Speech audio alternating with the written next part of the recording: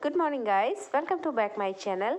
घर और किचन के काम कुछ ऐसे होते हैं जो रोज़ निकलते हैं और रोज़ ही रोज़ हमने कुछ नए चैलेंज फेस करने होते हैं। तो हमें चाहिए कुछ कमाल के टिप्स जो आपके काम को आसान बनाए। तो चलिए स्टार्ट करते हैं आज की वीडियो को। बहुत ही कमाल के टिप्स से ज़रूर फॉलो कीजिएगा, बहुत ही उपयोगी है। तो फर्स्ट टिप और ट्रिक है मेरी इस तरीके से गैस को लेके। जो हमारा गैस होता है, जब हम इसे डेली यूज़ करते हैं तो इस पर तेल के दाग लगते रहते हैं और धीरे धीरे यहाँ पर जिद्दी तेल इकट्ठा हो जाता है। जैसे कि मैं यहाँ से चाकू की मदद से निकाल के दिखा रही हूँ आपको। इस तरीके से आपके भी गैस के आसपास जम जाता होगा और ये काफ़ी ज़िद्दी होता है, आसानी से नहीं निकलता है। हम डेली क्लीनिंग करते हैं फिर भी नहीं निकलता है। तो यहाँ आज हम इसकी डीप क्लीनिंग करने वाले हैं। तो इसका जो स्टैंड है वो हम यहाँ से निकाल लेने वाले हैं और यहाँ लिया है मैंने आधा नींबू और नमक। तो जितना भी ज़िद्दी मैल है जो ऑयल के कारण चिपक जाता है इस तरीके से और ये निकलता नहीं है आसानी से, आप डेली क्लीनिंग कीजिए फिर भी ये नहीं निकलता है। और इसकी जो चमक है वो दिनों दिन मद्दी होती जाती है, धीमी होती जाती है और जो नए से चमक है वो भी खो जाती है।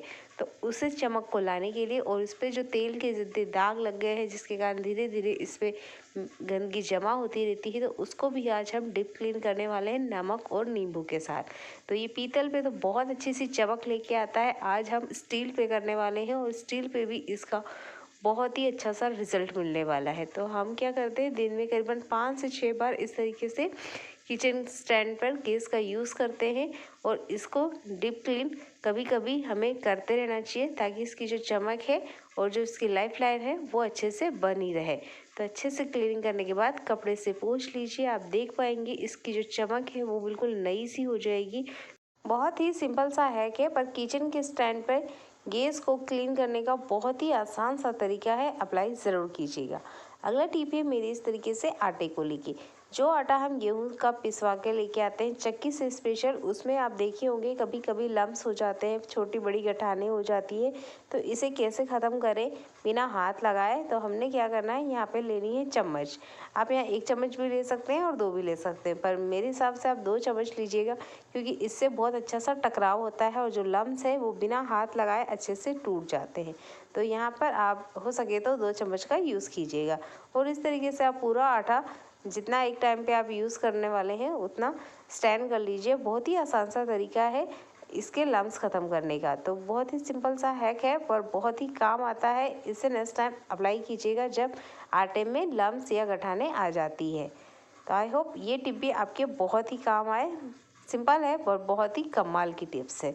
अगली टिप है मेरी इस तरीके से बर्नर को लेके। तो आप देखे होंगे जब हम बर्नर को यूज़ करते रहते हैं तो बर्नर कुछ वक्त बाद इस तरीके से काले हो जाते हैं और ये जो काले से बर्नर होते हैं ना तो देखने में अच्छे लगते हैं और ना ही ये हेल्दी होते हैं और इससे गैस की बर्बादी भी होती है क्योंकि अच्छे से बर्नर क्लीन नहीं होंगे तो गैस भी अच्छे से बाहर नहीं आने वाली है और इधर उधर से निकलने लग जाती है। तो इसको सिंपल तरीके से आज हम क्लीन करने वाले हैं। यहाँ मैंने लिया है नमक और नींबू, तो दोनों को हमने इस तरीके से मिला लेना है और बर्नर को अच्छे से क्लीन करना है। यहाँ आप बर्नर को हाथों हाथ इस तरीके से रब करते जाएंगे और रिजल्ट देखेंगे, इसमें जितना कालिक लगी हुई है वो आसानी से छूट जाने वाली है। तो इस तरीके से आप इसे हल्के हाथों से रब करते जाइए, अच्छा सा रिजल्ट आपको नज़र आने वाला है। पर ध्यान रखिएगा कि आपके हाथों में किसी तरीके का कट ना लगा हो, नहीं तो इससे क्या होता है बहुत तीखा जलन भी होती है और अगर आपको इससे किसी टाइप का एलर्जी है तो ग्लव्स ज़रूर पहन लीजिएगा हाथों में। तो इस तरीके से नमक और नींबू से अच्छी सी क्लीनिंग हो जाती है और बहुत ही अच्छा सा रिजल्ट आपको मिलने वाला है। तो इस तरीके से हमने दोनों बर्नर को अच्छे से डीप क्लीनिंग करते रहना चाहिए, इससे गैस की अच्छी सी बचत हो जाती है। अगर आप अभी नहीं करना चाहते हैं या चाहते हैं थोड़ी देर से, तो यहाँ पर आप नमक और नींबू को अच्छे से रब कर दीजिए और इसे 3 से 4 घंटे के लिए छोड़ दीजिए। तो इसमें अपने आप ही केमिकल रिएक्शंस होंगे और ये बहुत अच्छे से डीप क्लीन हो जाने वाले हैं। इसके बाद आप देख सकते हैं इसमें बहुत अच्छा सा रिजल्ट आया है।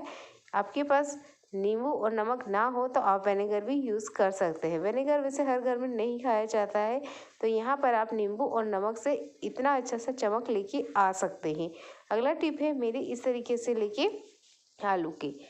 जब हम कहीं मंदिर में जाते हैं या किसी ऐसी जगह जहां हमने अगरबत्ती लगाना होता है और हमारे पास स्टैंड नहीं होता है, तब आप आलू का एक काम चलाऊ जुगाड़ू स्टैंड बना सकते हैं। तो यहाँ हमने आलू को आधा कट कर लेना है और इस तरीके से इसमें अगरबत्ती स्टैंड बना सकते हैं, मच्छर के लिए भी और सिंपल जो भगवान की पूजा करते हैं वहाँ पे भी।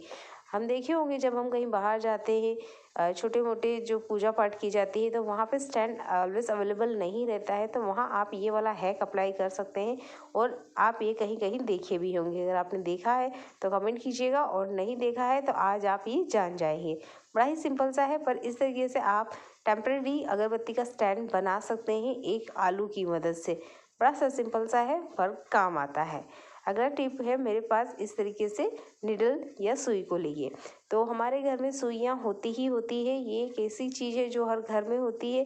तो आप देखे होंगे सुइयों में भी जंग लग जाते हैं और उसके बाद में ये सुइयाँ हम ज़्यादातर फेंक देते हैं, क्योंकि सुई को फेंकने से पहले एक बार ये काम करके देखिएगा, आप भी रिजल्ट अपनी आंखों के सामने देख पाएंगे। तो जो भी सुई में जंग लग गया है उसे घर पे ही कैसे क्लीन करें और वापस से सुई को कैसे काम में लेकर आए, क्योंकि इस सुई से आप सिलाई नहीं कर पाएंगे, बार बार धागा अटकने वाला है। यह सुई ही कपड़े में से नहीं निकलने वाली है। तो यहाँ मेरे पास है जो चाकू को धार करने वाला पत्थर है ना, वो वाला। तो यहाँ आप सिलपट्टे का पत्थर भी ले सकते हैं, अगर वो ना हो तो आप यहाँ ईंट भी ले सकते हैं। या सरफेस ऐसी होनी चाहिए जो दरदरी हो, तो दरदरी सरफेस पे आप इसे घुमाइए, इसमें जितना भी जंग लगा है वो अच्छे से रिमूव हो जाने वाला है। और इस तरीके से हल्के हाथों से इसे घुमाते जाइए, इसके ऊपर से जंग निकल जाने वाला है। तो इस तरीके से मैंने इस सुई का जंग अच्छे से क्लीन किया है, हल्के हाथों से रब करते जाना है और इसका जो जंग है वो क्लीन हो जाएगा। और इसी तरीके से आप जितनी भी सुइयां हैं उन्हें भी अच्छे से धार लगा सकते हैं। होता है ना कभी कभी कि सुइयों की जो धार होती है, ये नुकीलापन होता है, वो ख़त्म हो जाता है और सुई कपड़े में से आसानी से नहीं निकलती है। तब आप इस ट्रिक को अप्लाई कीजिएगा सुइयों के लिए स्पेशली, तो बहुत अच्छा सा रिजल्ट आपको मिलने वाला है। तो इस तरीके से आप सुइयों को अच्छे से क्लीन करते रहिएगा। इन्हीं सुइयों को आप सालों तक यूज चला सकते हैं विदाउट किसी खर्चे के। तो यहाँ पर मैं आपको सुई को किस तरीके से अच्छे से सेव करके रखिए उसके लिए भी टिप देने वाली हूँ। तो मैंने यहाँ सुइयों को पहले कर लिया अच्छे से क्लीन। उसके बाद में आप देख रहे हैं ये है चॉकलेट वाले जो बोटल्स आते हैं, बच्चे चॉकलेट तो खा लेते हैं पर इन बोटल्स को फेंक देते हैं। तो मैंने इन्हें नहीं फेंका और मैंने जब इन्हें देखा तो ये बहुत ही काम की मुझे लगी और मैंने इन्हें रख लिया। तो मैं आपको दिखाने वाली हूँ, इसमें जो साइज़ है ना वो बिल्कुल निडल या सुई के साइज़ जैसा है और इसमें जो सुई है वो बहुत अच्छे से स्टोर होके रखी जा सकती है। तो इसे स्टोर करने से पहले हमने यहाँ पर लेना है कोई सा भी टलकम पाउडर। यहाँ पर पाउडर लेना बहुत ज़रूरी है ताकि इसे लॉन्ग टाइम तक जंग ना लगे। तो यहाँ हमने थोड़ा सा पाउडर लेना है और पाउडर हाथों में लेने के बाद हमने इस छोटी सी बोटल्स है ना जो ये प्लास्टिक की, इसके अंदर रख देना है। इससे क्या होगा कि आपके जो सुइयाँ हैं उसमें कभी जंग नहीं लगने वाला है। जो मेरा एक सुई था वो गलती से बाहर की तरफ रख दिया था मैंने और उसमें धीरे धीरे ना जंग लगने लग गया था। तो सुइयों में जंग ना लगे इसके लिए बहुत ही कमाल की टिप है। इस तरीके से आप पाउडर रखिए छोटे से कंटेनर में और उसमें ये सुइयाँ सारी की सारी इस तरीके से रख दीजिए और अच्छे से बंद करके जहाँ पे भी आप सुई धागे जिस बॉक्स में रखते हैं वहाँ रखिए। आसानी से आपको सुइयाँ भी मिल जाने वाली है और सुइयों में जंग भी नहीं लगने वाला है। तो आई होप ये टिप तो आपके बहुत ही काम आने वाला है। तो वीडियो को लाइक ज़रूर कर दीजिएगा। ऐसे ही कमाल की टिप्स मैं आपके लिए लाती रहूँगी। अगली टिप है मेरी इस तरीके से खाली ट्यूब को लेके। तो ये टूथपेस्ट के भी हो सकते हैं, क्रीम के भी हो सकते हैं। तो इन्हें फेंकने से पहले आप इस तरीके से दरवाजे में लॉक लगाने के लिए यूज़ कर सकते हैं। ये बहुत ही आसानी से दरवाज़ों में लॉक बन के तैयार हो जाता है। जब तक आप इसे खींचेंगे नहीं ये निकलने वाले नहीं हैं। तो आज की ये सारे टिप आपके बहुत ही काम आने वाले हैं, तो फॉलो ज़रूर करिएगा। देखने के लिए आपका धन्यवाद।